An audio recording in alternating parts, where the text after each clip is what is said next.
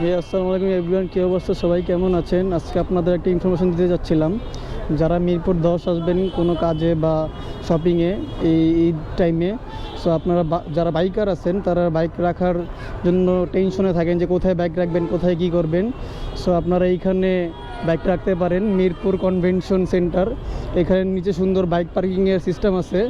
So আপনারা চাইলে এইখানে বাইক পার্কিং করে যে কোনো কাজ করতে পারবেন। অ্যাটলিস্ট আপনাদের বাইকটা সেফ থাকবে, চিন্তা থাকবে না কোনো। এখানে ঘন্টা প্রতি মেবি 30 টাকা করে নেয়। আমি এখনও পেমেন্ট করিনি, যাওয়ার টাইমে পেমেন্টটা করব। সো এখানে হিউজ একটা স্পেস আছে বাইক রাখার জন্য, নিচেও আছে আন্ডারগ্রাউন্ডে। সো আমি বলবো যারা মিরপুর 10-এ আসবেন, বাইক রাখার নিয়ে চিন্তায় আছেন, তারা এইখানে বাইক পার্কিং করতে পারেন। আশা করি অ্যাটলিস্ট আপনার বাইকটা সেভে থাকবে, আপনার কোনো টেনশন থাকবে না।